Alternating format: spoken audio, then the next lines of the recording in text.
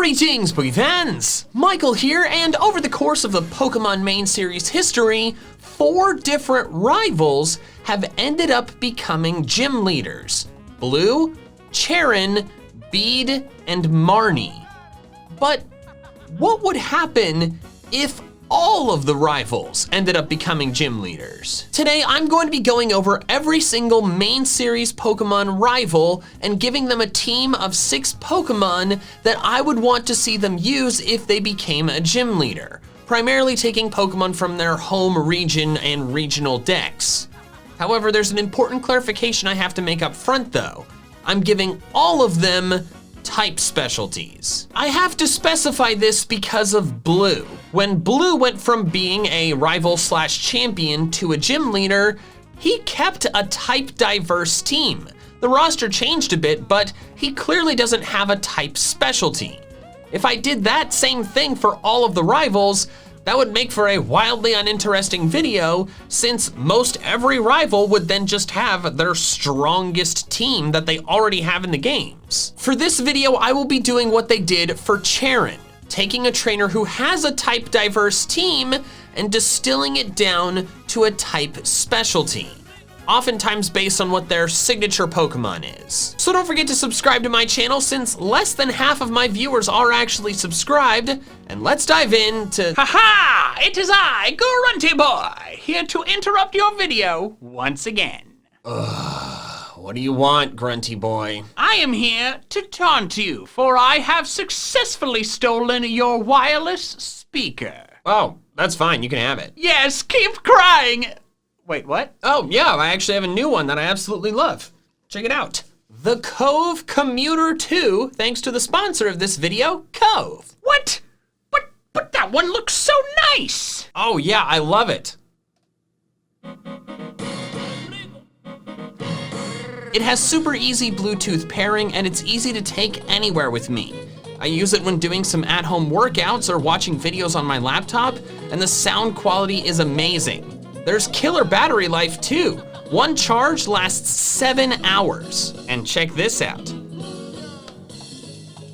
No, you broke it! What? No, the Cove Commuter 2 can just split in to 2 pieces to give you really cool stereo sound. It's like 2 speakers for the price of 1. Wow, that is amazing. Why didn't you tell me about this before? Why didn't I tell you about a lovely new possession of mine? Oh, I don't know, maybe because you would steal it? Oh, come on, we're friends. No, we're not. I came to your birthday party. You broke in and stole my cake. At least I was there. Anyways, if you want to get a super high quality wireless speaker, get the Cove Commuter 2 using my link in the description below. And if you use code MandJTV68, you will get 67% off. Are you kidding me?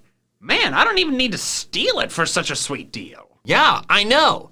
Now get out. Oh, well, what a way to disrespect your best friend. Anyways, thanks so much again to Cove for sponsoring this video, but now let's dive in to what every rival's team would be if they were a gym leader. First, let's look at Blue. Now, you may be surprised I'm actually covering him because after all, Blue is already a gym leader. But as I mentioned in the intro, he has a type diverse team. I think it would be fun to see what his team and type specialty would be if he had to pick a specialty. I'm gonna do this by picking one of his signature Pokemon that is not a starter. However, it's actually pretty tough to pick a signature Pokemon for Blue, because there's 2 Pokemon that he uses almost the same amount. The first is Alakazam, which he actually uses the most of any of his non-starter Pokemon. Then the other is Pidgeot, which he uses just a bit less than Alakazam, but I feel like it's more widely known as his signature Pokemon, since after all, it's his sync pair Pokemon in Pokemon Masters. To solve this problem, I'm just gonna give him 2 teams. Blue's the first rival, he's the most famous one. I feel like we can give him this. For Psychic Specialist Blue, his first 2 would be Alakazam and Exeggutor, 2 psychic types he's used on many occasions. Next would be Slowbro, which he used in Pokemon Stadium.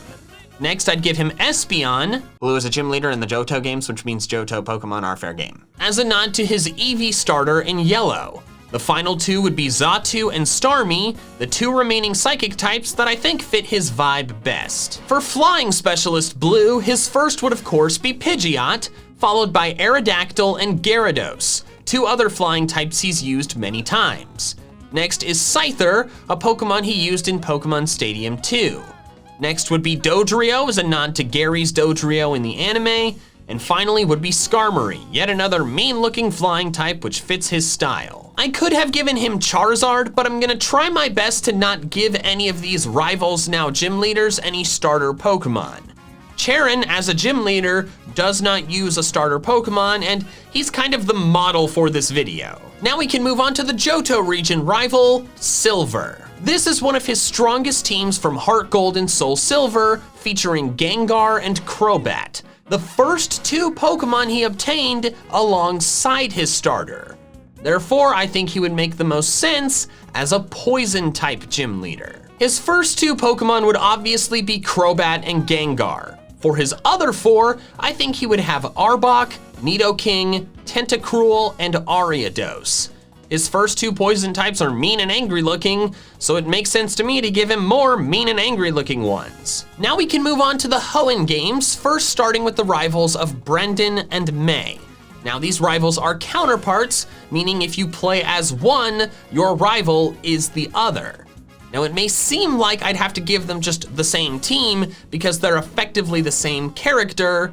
However, I'm going to be able to give them different ones, and here's why. First, let's list out all of the fully evolved versions of the non-starter Pokemon that both of them use across all of the main series games. Those would be Camerupt, Magcargo, Tropius, Breloom, Ludicolo, Wailord, Pelipper, Swellow, and Raichu. Clearly there's good representation from the fire, grass, water, and flying types, so it is a bit tough to pick. However, those are just the Pokemon that both of them use. May uses one more, a Torkoal. In Pokemon Emerald, there is an optional second battle with the rival in Rustboro City. If the player is a girl and chose Mudkip, Brendan's second Pokemon will be Slugma, the fire type both he and May use throughout every other battle in the game. May, however, uses a Torkoal. She only uses it for this one optional battle and does not use it again. The presence of Torkoal brings May's total amount of fire-type Pokemon usage up to 3, the same as the amount of water, grass, and flying types she uses. However, the fact that she used an extra fire type while Brendan did not indicates that she has a stronger preference for the type. So therefore, I am saying that May would be a fire-type gym leader. Her squad would of course start with Camerupt, Magcargo, and Torkoal, the 3 fire types she canonically uses. She would also use Ninetales, another fire type available in the Hoenn Dex. Next would be Castform, Hail Yeah, or I guess actually in this case, Sun Yeah, which is not a fire type normally, but becomes one under strong sunlight, which she would absolutely use in battle. Finally would be Blaziken. I know I said I wasn't gonna give starter Pokemon to the rival gym leaders, but I'm out of options. There are no other fire type Pokemon available in the Hoenn Dex, so I have to give her Blaziken or else give her a repeat. Blaziken does fit really well though, since it is the starter she's most commonly associated with. But now for Brendan, and it's tough to give him a type specialty because he uses 3 different water types, 3 different grass types, and 3 different flying types, resulting in an effective tie. However, I've decided to make him a grass type gym leader for one big reason. There is not a grass type gym leader in the Hoenn region. For the other gym leaders so far, and the ones for the rest of the video, I did not care if there was another gym leader in that region that already had the type specialty that I gave to them. Like, I made Silver a poison type gym leader, yet Janine exists. The reason I didn't care about that is because there's already a precedent set for overlap. Charon became a normal type gym leader despite Lenora already existing. This works because you never know what story events are gonna play out in the Pokemon world. Like, Maybe Blue would work as a Psychic-type gym leader if Sabrina moved up to the Elite Four. Or the routes could change, like they did in Black 2 and White 2, where you don't even encounter Lenora until the post-game now. So, I don't care about whether the type specialties overlap. I only care for Brendan simply because there's a three-way tie, and there's already a water gym leader and a flying gym leader when there's not a grass-type gym leader, and it helps me make the decision. Grass-type gym leader Brendan would start with Breloom, Ludicolo, and Tropius, his already in-use grass types. Next would be Shiftry, a Pokemon he is shown using in the intro to Jirachi Wishmaker. Finally would be Cacturn and Cradily, two Hoenn grass types that I think fit his style. Although he also gets an honorary Sceptile. And maybe he should just have the Sceptile. I know I said I was avoiding starters, but I like Sceptile. And also Blaziken was on May's team, so like, swap in Sceptile for Cradily, or don't, up to you. Next up is Wally. His signature Pokemon was first Gardevoir and then later Mega Gallade. I think that makes it pretty clear that he would be a Psychic-type specialist since he ain't ditching that starter. His first Pokemon is Gardevoir or Gallade, depending on the generation. He doesn't use any other Psychic types, so the rest will be Psychic Pokemon from the Oris Hoenn Pokedex that Tate and Liza do not use. Grumpig, Medicham, Girafarig, Chimecho, and Alakazam. Now for the Sinnoh rival, Barry. The final roster of his team, if you swap out all the starters, is Staraptor, Heracross, Snorlax, Floatzel, Roserade, and Rapidash. Unfortunately, none of these Pokemon really stand out as his signature Pokemon to me. The Pokemon I most heavily associate with Barry is Empoleon, and we're not making his signature Pokemon a starter. Now I could make him a normal type gym leader since he does have two already, Staraptor and Snorlax, but I personally don't feel like the other normal types in the Sinnoh Dex really fit Barry's aesthetic. I have an alternate and more interesting proposal. What if instead of a type specialist, he's a honey tree specialist? The Sinnoh games feature the, honestly, pretty dumb, mechanic of slathering honey on honey trees, then checking back many hours later to see what showed up. Barry has two different honey tree Pokemon, Heracross and Snorlax, which was caught as a Munchlax. But not only are these two Pokemon honey tree Pokemon, but they are the two rarest honey tree Pokemon. I go into more detail in my what is the rarest Pokemon in every game video, but Munchlax is the rarest Pokemon in just all of the Sinnoh games as a whole. Clearly Barry is a freaking prodigy for finding Pokemon on honey trees, so I think it would be fun if instead of being a type specialist, he was just an expert in Pokemon that he caught on honey trees. So like, that's the team I'm gonna give him. First would be Heracross and Snorlax, the two he already has. Then he'd add on Vespiquen, Ambipom, Mothim, and Charon, the four strongest fully evolved Pokemon of the remaining honey tree options. Is this team particularly good? Nope. But it's interesting, and that is what matters the most. Next up is Generation 5. The two rivals in Black and White are Charon and Bianca. Now Charon, obviously, being the model for this video concept, is already a gym leader, so I'll cover his team quickly. It'll just be the same team I gave him in my If Every Gym Leader Was the Last One video. That team is Stoutland, Cincino, Zangoose, Bouffalont, Licky Licky, and Raticate. 5 normal types he's used before, and a Unova Dex normal type that he has not, that being the Raticate. These also don't overlap with the Pokemon that I gave to Lenora. Next up is Bianca, and as I am selecting her team, I will have options from the expanded Black 2 and White 2 Pokedex. After all, Charon was a gym leader in Black 2 and White 2. If Bianca had become one, she'd probably become one at the same time and therefore would have the extended options. Bianca's most used Pokemon is her Masharna, and it seems to be her favorite in Black 2 and White 2, being her highest level team member when she's a multi-battle partner. Bianca is a Psychic specialist for sure. Her team would start with the Masharna, followed by Gothitelle and Reuniclus, 2 Pokemon she uses in the Unova Leaders Tournament. I'd then add on Swoobat, Sigilyph, and Beheeyem, the 3 remaining fully evolved Gen 5 non-legendary psychic types. Next up is Hugh, and this decision is a tough one. His final roster of 6 is Unfezant, Bouffalante, Flygon, Electros, a rotating starter, and a rotating monkey. My first instinct is to make him a normal type gym leader since he has 2 normal types, Unfezant and Bouffalante, but that would make him the 3rd normal type gym leader in the Unova region, and who would want that? No one. No one is the answer. That leaves me with the choices of flying type due to Unfezant, dragon or ground due to Flygon, or electric due to Electros. I'm eliminating Unfezant because it's an Unfezant. Who would want their ace as an Unfezant? And then with the remaining 2 options, I'm going with Electros, making him an electric type gym leader. I would much rather have his ace Pokemon be a Unova Pokemon than a Hoenn Pokemon. And also his hair looks like he's touched one of those static electricity ball things. Kind of funny. So Electros is the ace, followed by Zebstrika, Galvantula, Ampharos, Electivire, and Magnezone. Electric types, the black 2, white 2 Unova decks that are strong and I like. Now we can move on to the Kalos rivals, starting with Calum and Serena. These 2 are counterparts, just like Brendan and May, meaning if you play as one, the other is your rival. However, unlike Brendan and May, they use the exact same Pokemon at every single point. The only differences being that Calum uses male Meowstic and Serena uses female Meowstic. Therefore, I can't differentiate them at all, and I have to give them just one team.